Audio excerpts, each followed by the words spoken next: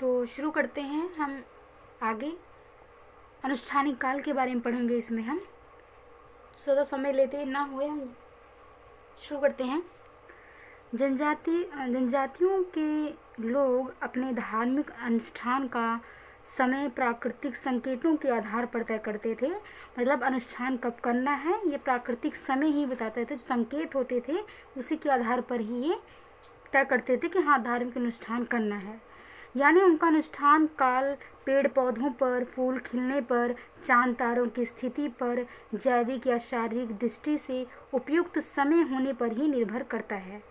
यदि विशेष परिस्थिति हो तो सीधे शुभ शकुन का विचार करके धार्मिक अनुष्ठान का समय निर्धारित किया जाता है। उराव जनजाति के लोगों का प्रमुख त्योहार सरहुल है। उरार जनजाति के जो प्रमुख त्यौहार हैं वो सरहुल है। इसे साल के पेड़ों पर फूल खिलने का भोज भी कहते हैं। साल का एक पेड़ होता है उस पर फूल खिलने का भोज भी कहते हैं। इसे धरती का विवाह नाम से भी जाना जाता है। इसे धरती का विवाह नाम से भी जाना जाता है सरहुल को। यह एक अन्य त्योहार को कार्डलोटा कहते हैं। ये त्योहार धान के पौधों पर दाने पड़ जाने पर मनाया जाता है, जिसे कार्डलोटा कहा जाता है। जब धान के पौधे पर जब दाने लग जाते हैं तो इस त्योहार को मनाया जाता है जिसका नाम है कार्डलोटा कहा जाता है। टोंडा लोग अपने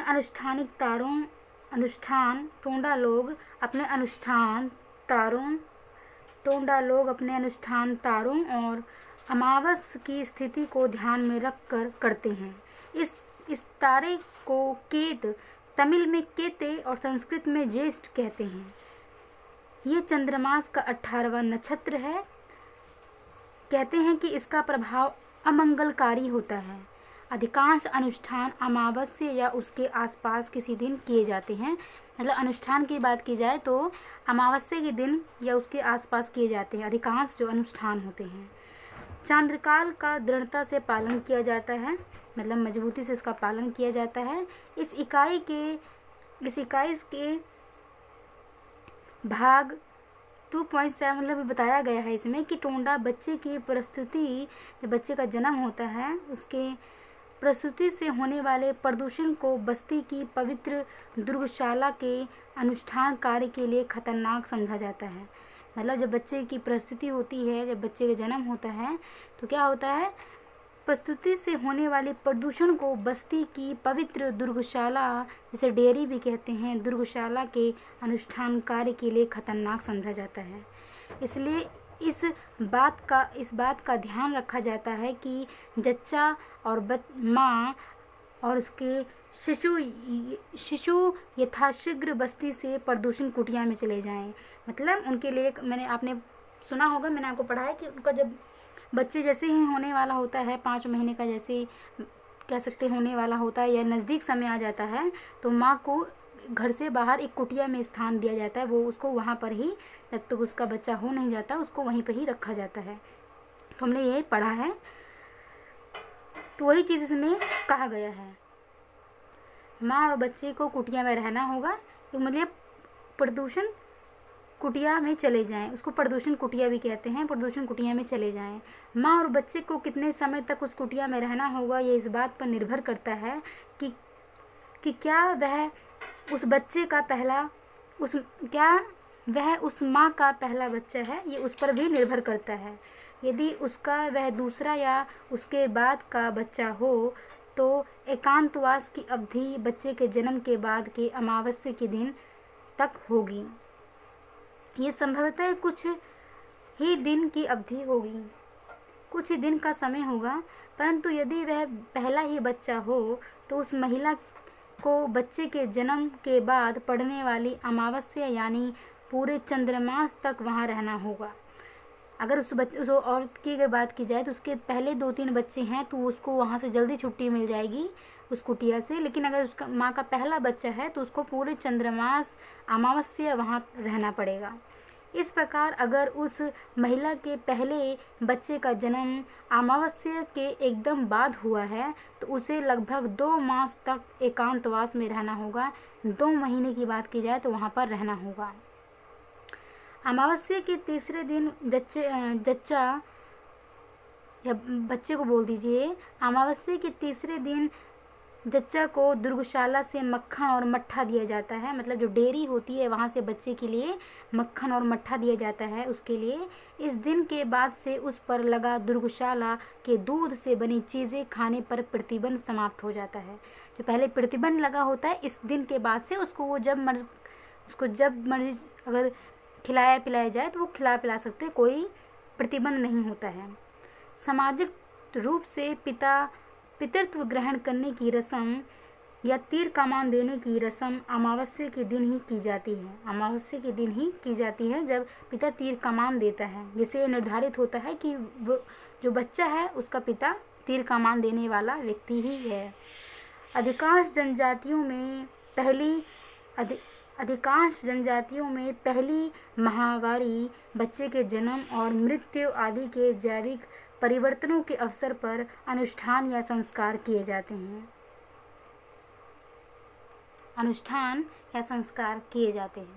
तो आप सबको समझ में आ रहा होगा। तो आगे बढ़ते हैं। इसमें हम क्या पढ़ेंगे? इसमें पढ़ेंगे अनुष्ठानिक भाषा के बारे में जानते हैं। एक जनजाति से दूसरी जनजाति में अनुष्ठान का रूप अलग हो सकता है, परंतु मंत्र, मुद्रा और ध्वनि और व्यवहारिक आदि आधारभूत अनुष्ठानिक भाषा सभी संस्कृतियों पर समान रूप से लागू होती हैं। आइए यहाँ इन चारों को हम पढ़ते हैं। मंत्र के बारे में जानते हैं। सभी जटिल रूप से धर्मों जैसे वैदिक और तांत्रिक परंपरा वाले धर्मों में मंत्र की संकल्पना पूर्ण रूप से विकसित है। वैदिक मंत्रों को आदि समझा जाता है। जो वैदिक मंत्रों को आदि समझा जाता है, इनका बनाने वाला ना तो मनुष्य है और ना ही ईश्वर। ये ईश्वर का संदेश भी नहीं है, वह तो स्वयं ईश्वर है। संक्षिप्त में कहा जा सकता है कि मंत्र वह शब्द या शब्दों का संयोग है या मेल है जिनका प्रयोग देवताओं के आवाहन के लिए किया जाता है, देवताओं को बुलाने के लिए किया जाता है। जनजातियों जिन मंत्रों का उपयोग अपने धार्मिक अनुष्ठान के लिए करती हैं, जो जनजातियाँ होती हैं जिन मंत्रों का उपयोग वे अपने धार्मिक अनुष्ठान के लिए करती हैं, वे रोज़मर्रा की भाषा के सामान्य शब्द हैं। जैसे खड़िया जनजाति के पुरोहित ग्राम देवताओं, जो गांव के देवता होते हैं, ग्राम देवताओं के आह्वान के लिए नीचे दिए गए मंत्र को बोलते हैं। कौन? खड़िया जनजाति के पुरोहित। तो ये मंत्र क्या है इनके? देखिए, इनके मंत्र हैं इनके मंत्र हैं जैसे ओ खुट और बाघिया प्रेतात्माओं, मैं आज तुम्हारे लिए बलि चढ़ा रहा हूँ। आज मैं तुम्हारे नाम पर तुम्हें महुआ, अंजीर आदि फलों की भेंट तुम्हें चढ़ा रहा हूँ। मैं तुम्हारी पूजा अर्चना कर रहा हूँ। तुम हमारे बैलों, भैंसों, बकरियों और लोगों की रक्षा करो। आज तुम हमें जंगल में, झाड़ियों में, बागों और भेड़ियों से बचाओ। तो इनका मंत्र होता है। खड़िया जनजातियों के जो पुरोहित होते हैं, गांव के जो देवता होते हैं, उनको इस मंत्र से ही उनको बुलाते हैं। आगे बढ़ते हैं। ये मंत्र प्रार्थना जैसा लग सकता है क्योंकि खड़िया पुरोहित जो होते हैं, खड़िया पुरोहित प्रेतात्माओं के लिए बलि चढ़ाता है। किसके लिए? प्रेतात्माओं के लिए। और वह इसके बदले उससे प्रतिदान की प्रार्थना करता है।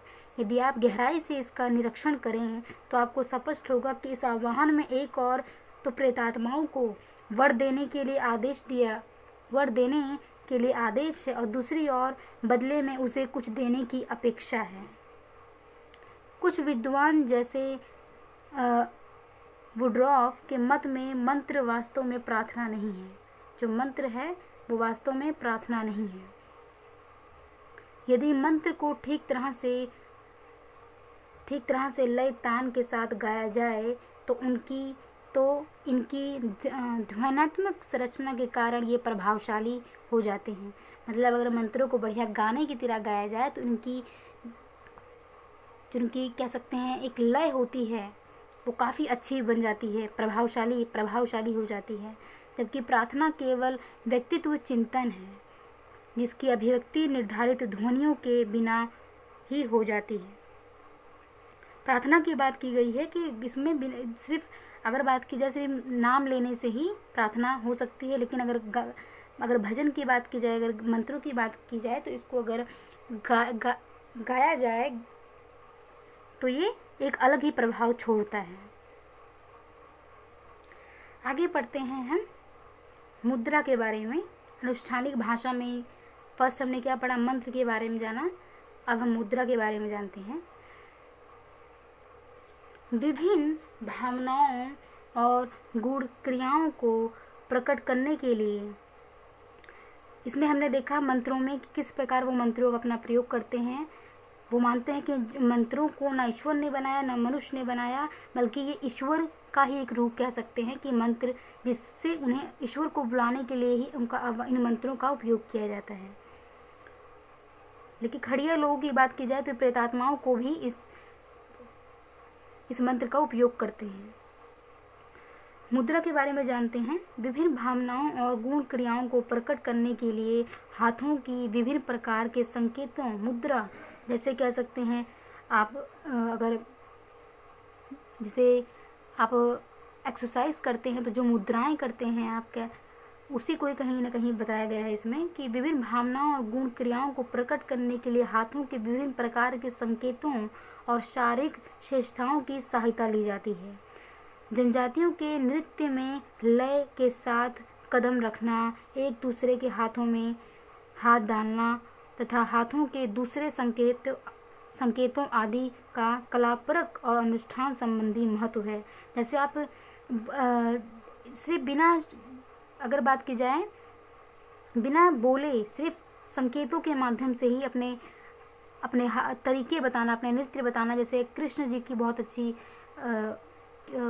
अगर बात की जाए एक नृत्य होता है जिसमें सिर्फ हाथ से हिला, सिर्फ कह सकते हैं चेहरे की मुख भाषा में ही सिर्फ अपने हाव भाव से ही उसको एकदम नृत्य पूरा बन चुका है वो। तो कहीं ना कहीं इसी चीज़ को उन्होंने कहा है, मुद्राओं से जो चीज़ें संकेत मिलते हैं। जनजातीय नृत्य मुद्रा का सबसे सामान्य रूप बाहों में बाहें गूंथना है। इसमें बाहें कमर की ऊंचाई पर अपने अलग बगल की सखियों के साथ आगे और पीछे गूंथी रहती हैं। इस नृत्य में वह अपनी एक टांग झुलाती हैं और शरीर का पूरा वजन दूसरे पर रहता है। कंधों के ऊपरी भाग में बाहें स्वच्छंद रूप से चलती हैं। वे अपने फैलाए हुए हाथों को तिरछी पकड़े रहती हैं। हाथों की हरकत ऊपर सिर तक होती है और दूसरी ओर वे नीचे घुटनों तक झूलती हैं। वे छोटे छोटे कदम इस तरह उठाती हैं कि ज़मीन से कदमों का उठना लगभग दिखाई नहीं देता। उनकी बाहें दोनों ओर नीचे की तरफ रहती हैं। उनकी नज़रें नीचे की तरफ झुकी रहती हैं। पैरों की आगे पीछे तेज गति, झूलना, लुढ़कना, घूमना और सिर को नीचे लटकाना आदि कई तरह के नृत्य मुद्राएं की जाती हैं। ये एक बात की सारी नृत्य मुद्राएं हैं जो की जाती हैं। जनजातियों में कई प्रकार के अनुष्ठान संबंधी अभिवादन के भी संकेत हैं, जैसे संथालों में जोहर। ध्वनि अनुष्ठान धार्मिक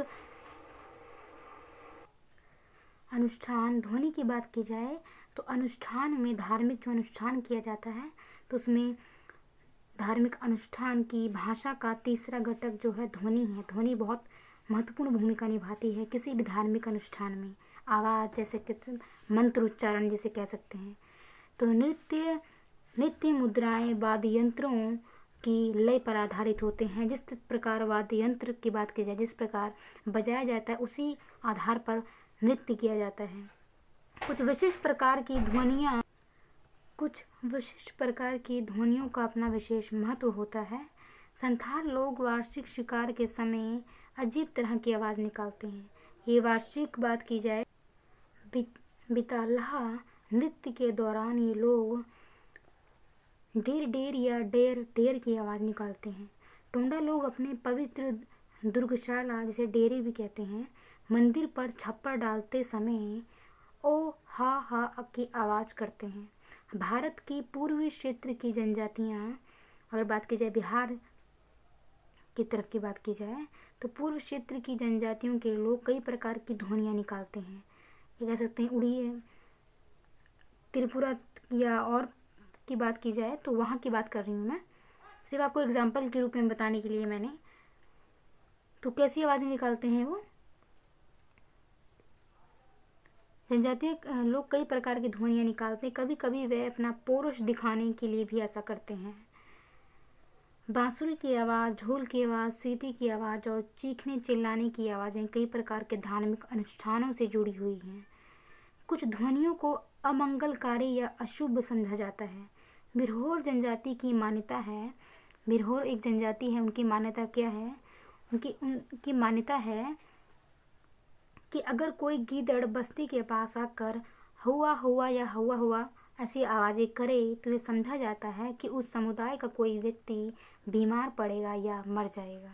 अगर कोई कौवा किसी शबरीहोश की झोपड़ी के पास, कोई भी व्यक्ति के घर के पास काँव काँव करे तो ऐसा समझा जाता है कि किसी निकट संबंधी की मृत्यु की खबर आने वाली है।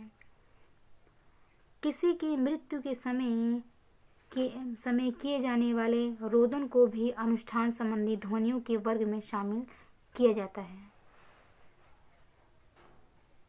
व्यवहारिक, आगे बढ़ते हैं व्यवहारिक के बारे में। अनुष्ठान करते समय जो विधि विधान या हिदायतें या विचार पद्धति और सामान्य व्यवहार के रूप में जो कुछ भी होता है उसे व्यवहारिका संहिता कहते हैं। समझ लीजिए, विचार कह सकते हैं या हिदायतें कह सकते हैं, कि विधि विधान कह सकते हैं अनुष्ठान करते समय, उसी को ही व्यवहारिका संहिता कहते हैं। कि अनुष्ठान करते समय आपको ये विधान अपनाना चाहिए, आपको ये हिदायतें दी जाती हैं, तो इसी को ही व्यवहारिका संहिता कहते हैं। टोंडा दुर्गशाला पर चढ़ावा चढ़ाने का निम्नलिखित विवरण इसका अच्छा उदाहरण है। सभी टोंडा दुर्गशालाओं को पूर्णतः पवित्र रखा जाता है। दुर्गशालाएं, जिसे डेयरी कहते हैं, पूर्णतः पवित्र रखा जाता है इन्हें, सभी टोंडा दुर्गशालाओं को। ये दुर्गशालाएं पवित्र माने जाने वाले स्थानों के देवताओं के देवत्व में सहभागी हैं।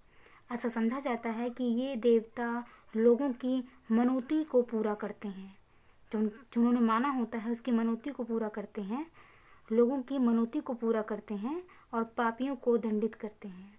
जिस तरह टोंडा लोग दुर्गशालाओं से वर पाने के लिए जाते हैं, जिस तरह टोंडा लोग दुर्गशालाओं से वर पाने के लिए जाते हैं, उसकी प्रक्रिया विधिवत नियमानुसार की जाती है। इसके लिए उन्हें डेयरी या दुर्गशालाओं को कुछ उपहार भी भेंट में चढ़ाने पड़ते हैं, जिनमें एक भैंस या दुर्गशाला वाले की लुंगी, दुर्गशाला वाले को लुंगी, चांदी के सिक्के या चांदी के अंगूठी शामिल होती है। उन्हें भेंट स्वरूप दिया जाता है। यदि भेंट में भैंस दी गई हो तो इसका समारोह 2 मास तक चलता है, 2 महीने तक इसका समारोह चलता है, अगर वो भेंट के रूप में भैंस को देते हैं। और अगर इसमें चांदी के अतिरिक्त और कुछ ना हो, चांदी के अलावा और कुछ ना हो, तो सारा अनुष्ठान 2 दिन में पूरा किया जा सकता है। जो भी हो, इसमें प्रतिकुल पिता कुल के सभी वयस्क, जितने बड़े सदस्य होते हैं, शामिल होते हैं पिता कुल के, और एक कुल के 2 भागों के बीच अनुष्ठान संबंधी आपसी व्यवहार होता है। कुल के इस 2 भागों में विभाजन को कवीर या सींग कहते हैं। भैंस को भेंट चढ़ाने की घोषणा के बाद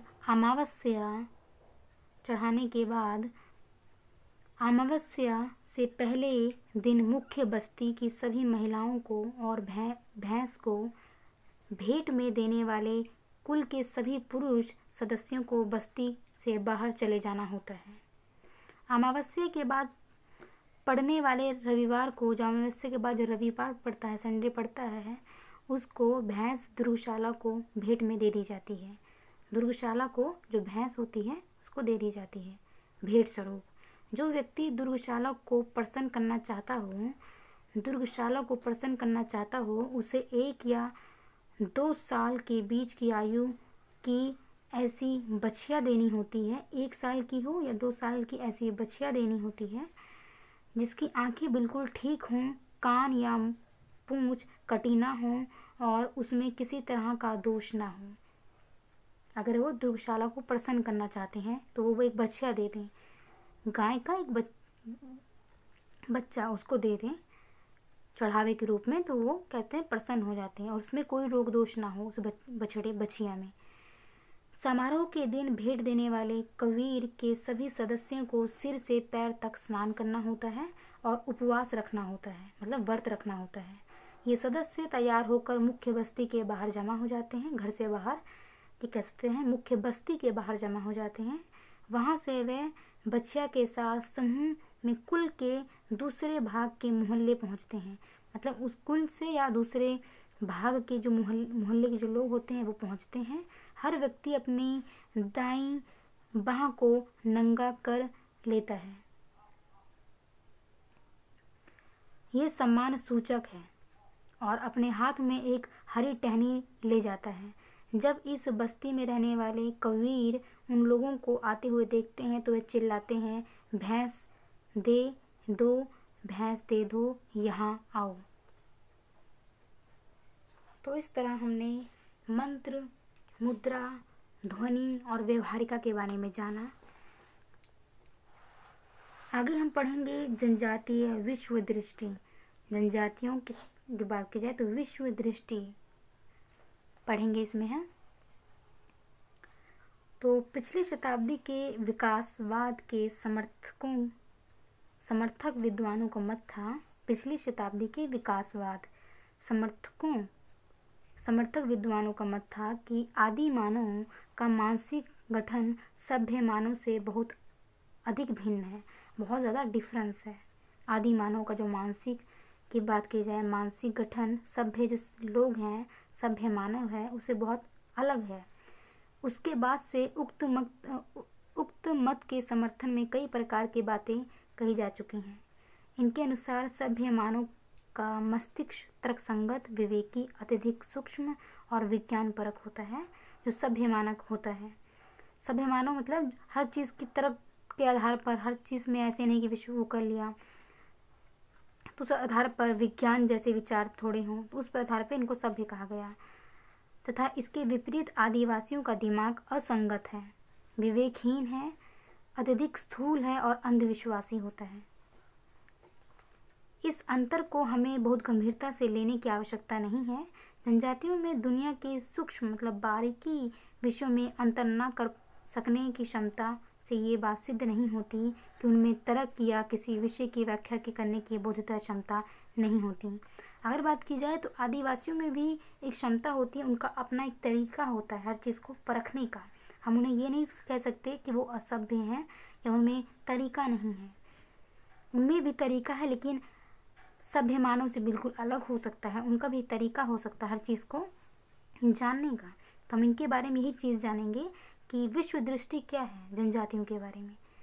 तो इसी में हम पढ़ेंगे कि ईश्वर और जीवन में भेदहीनता का बोध बहुत बाद में तब हुआ जब वेदांत में उच्च स्तर की बौद्धिक दार्शनिक पद्धति का विकास हो गया। तो इनके बारे में जानते हैं। दूसरे जैसे गटर्स का कथन है, अब सबके अपने अपने मत हैं, इसमें सबके विचार हैं अलग अलग, क्या मानते हैं वो। दूसरे गटर्स का कथन है कि धर्म विज्ञान की दृष्टि से किसी समाज के आत्म प्रबंध होने का ये अभिप्राय नहीं है कि वह समाज धार्मिक दृष्टि से भी उन्नत हो। तीसरी, सामाजिक और मनोवैज्ञानिक आवश्यकताओं और धार्मिक संयोजन की मात्रा में परस्पर संबंधों को मालूम करके धार्मिक व्यवस्था के विकास को प्रतिपादित नहीं किया जा सकता। अंत में जब तथाकथित आदिम समाज आध्यात्मिक व्यवस्था और तकनीकी व्यवस्था के बीच कोई अंतर नहीं मानते, तब उनके बारे में ये सोचना कि सामाजिक और मनोवैज्ञानिक तत्व उनके धार्मिक जीवन को कैसे प्रभावित करते हैं, ये अप्रासंगिक है। अधिक उपयोगी है कि ये देखा जाए कि जनजातीय धर्मों में पाई जाने वाली सरल विचारधारा जटिल धर्मों की विकसित विचारधारा में क्या साम्य मिलता है, कि जो उनकी सरल विचारधारा है, किनकी जनजातियों की, उनके धर्मों में धर्म की बात की जाए, और जो जटिल धर्मों की विकसित विचारधारा है उनमें क्या चीज़ है, क्या अंतर है उनमें, तो हम ये जानते हैं। जनजातीय लोगों के सरल विश्वास और उपनिषेधों की जटिल विचारधारा। जटिल मतलब मुश्किल। सरस्वती उत्तर और पूर्वीय भारत के जनजातियों के मिथकों के बारे में खोज और विश्लेषण के बाद इस परिणाम पर पहुँचे कि आदिवासियों की विश्व दृष्टि में मानव ब्रह्मांड और अलौकिकता कोई अलग अलग सत्ताएं नहीं हैं, वे एक दूसरे से जुड़ी हुई हैं और उनमें आपस में इस हद तक सहमति है कि मृत्यु जो मर चुके हैं, मृतकों का संसार हमारी जीवित दुनिया का ही प्रतिरूप है। एक ही रूप कह सकते हैं कि हमारी जैसी दुनिया है मृत्यु लोगों की भी। अपने कथन के समर्थन में सरस्वती ने आपतानी जनजाति के मरणोत्तर जीवन विद्या के संबंध में विश्वास को उदित किया है। इन विश्वासों की चर्चा हेमिल्टॉफ ने अपनी पुस्तक में की है। आपतानी लोगों का विश्वास है कि जिन लोगों की अस्वाभाविक मृत्यु हो जाती है, मतलब स्वाभाविक तौर पे नहीं कि वो खुद अपने आप वो खत्म होंगे, अस्वाभाविक कोई भी घटना हो सकती है, अस्वाभाविक मृत्यु होती है, उन लोगों की आत्माएं मृत्यु लोक अथवा नेली में जाती हैं। उनके विचार में मृत्यु लोक का स्वरूप एक आपतानी गांव जैसा होता है, जिसमें मकानों की लंबी कतारें होती हैं। जिस प्रकार कोई आपतानी पृथ्वी पर रहता है, उसी तरह वह नेली में भी रहता है। नेली मतलब मृत्यु लोक की बात की गई है, वहाँ नेली में भी रहता है। मृत्यु लोक को नेली भी कहा जाता है। अगर किसी धनी व्यक्ति ने अपने जीवन में पशुओं की बलि दी हो, तो उसे नेली में वे पशु मिलेंगे। नेली में मृत्यु लोक में वे पशु मिलेंगी। प्रत्येक महिला वहाँ अपने पहले पति के पास पहुँच जाती है। जो महिलाएं अविवाहित ही मर जाती हैं, मतलब बिना शादी के ही मर जाती हैं, उनकी वहाँ शादी होती है और बच्चे भी होते हैं। इस प्रकार नेली मतलब मृत्यु लोक में जीवन ठीक वैसा ही होता है जैसा यहाँ होता है। लोग यहाँ खेती और मजदूरी करते हैं, अंततः एक बार फिर मर जाते हैं और वह दोबारा नेली मतलब मृतकों के लोक में चले जाते हैं। और कठोपनिषद में मृत्यु के देवता यम ने नचिकेता से कहा था, कठोपनिषद में एक बात क्या कहा है, मृत्यु के देवता यम ने नचिकेता से कहा था कि जो कुछ इस धरा में है, इस धरती पे है, जो कुछ भी वह सब यहाँ भी है, वह सब वहाँ भी है, वहाँ जो कुछ है वह यहाँ भी है। जिसे इन दोनों में कोई अंतर दिखाई देता है, वह बार बार मरता है। यदि हम उपनिषदों के गहन चिंतन के साथ आपतानी जनजाति के लोगों के सीधे साधे विश्वास की तुलना करें, तो हमें स्पष्ट हो जाएगा कि दोनों नज़रियों में दोनों के जो दृष्टिकोण है, जो नज़रियों हैं, में समानता है।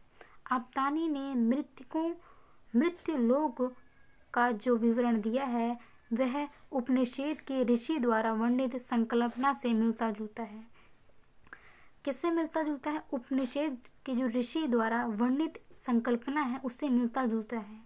इसके अनुसार सभी प्रकार के अनुभवों की आधारभूत एकता और विश्व में जिस वस्तु का अस्तित्व है, उसमें आंतरिक समरसता की स्थिति है। तो इसमें यही चीज़ बताया गया, ध्यान से सुना होगा कि तुलना किस प्रकार की गई है। जो कहा गया कि जो यहाँ पर है वो वहाँ पर भी है। सारी चीज़ों को हमने बहुत अच्छे से समझा। जनजातीय लोगों के सरल विश्वास और उपनिषद की जटिल विचारधारा किस प्रकार एक दूसरे से मिलती है। कुछ नरजातीय उदाहरण। हेमिस्ट्रॉफ ने कन्याक नागा गांव में आए भूकंप की घटना का वर्णन करते हुए आदिवासियों की मानसिकता की ओर ध्यान दिया है कि नागा गांव में आए भूकंप की जो घटना है उसके बारे में उन्होंने क्या कहा, आदिवासियों की मानसिकता के बारे में उन्होंने क्या कहा। उन्होंने पूछा कन्याओं की इस प्राकृतिक विपदा के विषय में क्या धारणा है जिससे कभी कभी उसके जीवन और संपत्ति को खतरा उत्पन्न हो सकता है। इसका फेरू हेमिजो ने जो उत्तर दिया है वह ये है कि नागा अदृश्य की प्राणघाती छाया में जीने वाला आदिम विचारधारा का जीव नहीं है, वस्तुतः उसकी अपनी संबंध में विचारधारा में धारणा सीधी साधी और स्पष्ट है। प्रकृति के बारे में कन्याक नागा के विचार तर्कसंगत अनुमान पर आधारित हैं। तो कुछ शब्द यहाँ मिटे हुए हैं। ऐसा करते हैं हम आज यहीं तक रखते हैं, नेक्स्ट हम मारी से पढ़ेंगे ताकि मैं जो शब्द मिटे हुए उसको मैं समझ के आपको अच्छे समझाऊँ। तो आज के लिए इतना ही रखती हूँ मैं। Thank you so much. ऐसे और शब्द नहीं, जब मैंने पढ़े तो तब समझ में मतलब कोई दिक्कत नहीं था, लेकिन अब शब्द एकदम से कह सकते हैं मिट चुके हैं।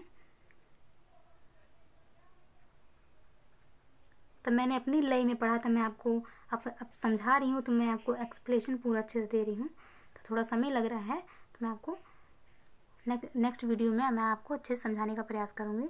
तो आज के लिए इतना ही रखते हैं। Thank you so much.